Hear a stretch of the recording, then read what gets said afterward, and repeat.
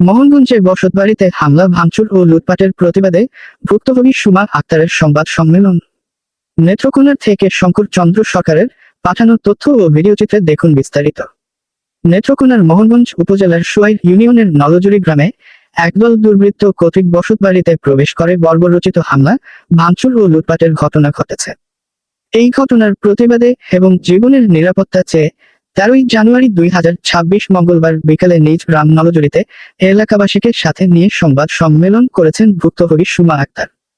সংবাদ সম্মেলনে লিখিত বক্তব্যে সুমা আক্তার জানান, গত 11 জানুয়ারি 2026 আনুমানিক সকাল 8টার দিকে পার্শ্ববর্তী পালগাঁও গ্রামের আবু সাইদ, মোজাহিদ, শহীদ মিয়া, খায়রুল মাস্টার সহ প্রায় 20 থেকে 22 জন পরিচিত এবং অজ্ঞাতনামা আরো 100 থেকে 150 জন দুর্বৃত্ত দেশীয় ধারালো অস্ত্র, দা, রামদা, লোহার রড, লাঠি নিয়ে তাদের বাড়িতে অতর্কিত হামলা চালায়। অভিযোগকারী জানান, দুর্বৃত্তরা বসতবাড়িতে ঢুকে ব্যাপক ভাঙচুর ও লুটপাট চালায়। এ সময় তারা নগদ টাকা, স্বর্ণালংকার এবং 4টি গরু জোরপূর্বক ছিনিয়ে নিয়ে যায়। হামলায় বাধা দিতে গেলে নারী ও শিশুসহ পরিবারের বেশ কয়েকজন সদস্যকে গুরুতর আহত করা হয় এবং নারীদের শ্লীলতাহানি করা হয়। আহতদের মধ্যে গুরুতর আহত মফিজ উদ্দিন, মুখলেছুর রহমান, সাফায়েত, লিটন, বজলুর রহমান, রিনা আক্তার এবং জুয়েল মিয়া বর্তমানে ময়মনসিংহ মেডিকেল কলেজ হাসপাতালে চিকিৎসাধীন রয়েছেন। সংবাদ সম্মেলনে উপস্থিত রিনা আক্তার ও জুই আক্তার সহ অন্য আহতরা তাদের ওপর চালানো ভয়াবহ নির্যাতনের বর্ণনা দেন। প্রশাসনের ভূমিকা নিয়ে ক্ষোভ প্রকাশ করে সুমা আক্তার বলেন, ঘটনার পর মোহনগঞ্জ থানায় লিখিত অভিযোগ দায়ের করা হলেও পুলিশ এখনো মামলাটি এফআইআর হিসেবে গ্রহণ করেনি।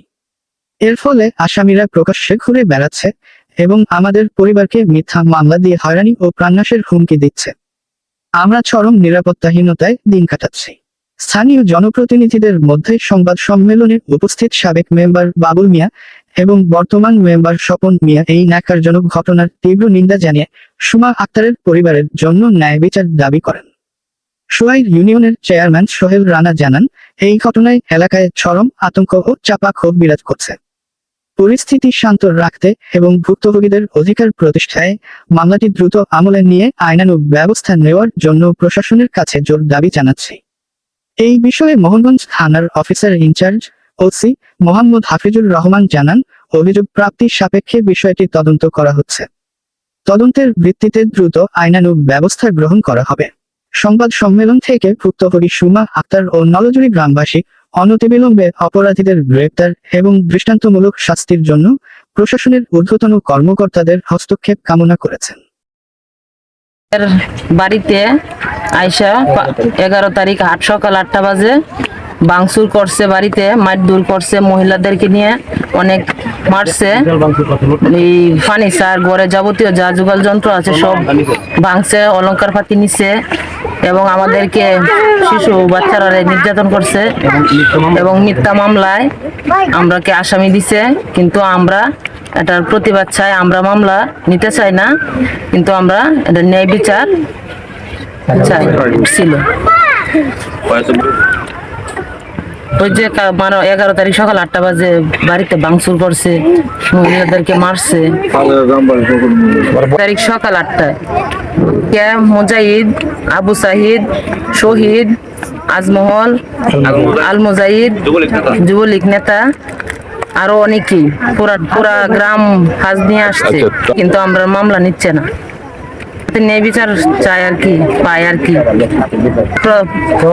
তাদের প্রভাবশালীর চাপে আমাদের কেস নিচ্ছে না। আমরা নিরীহ মানুষ, আমরা যাতে ন্যায় বিচার পাই, যাতে মামলাটা নেয়।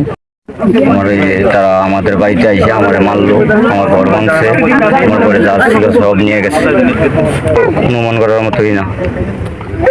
তারপর বাড়িতে হামলা দিছে, হামলা দিয়ে আজ দিদি আমরা মারা ইয়ে করছে।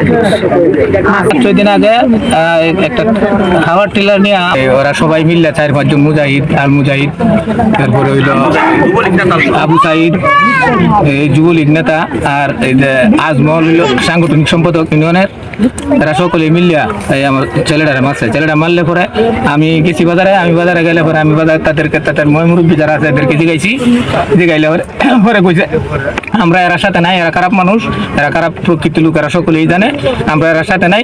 তোমরা যেটা ভালো আইনের আশ্রয় নেও না, মারামারি করো, তোমরা বুঝবা, আমরা এর বিচার করতাম না, তোমরা বুঝবা। আমরা তো আইনের আশ্রয়তে গেছিলাম, কিন্তু আমরা আইনে মামলা নিচ্ছে না। এখন আমরা কিভাবে মামলা কিভাবে আমরা আইনের আশ্রয় নিতে পারি, এটা আপনাদের কাছে আমরা সুযোগ সুবিধা চাই।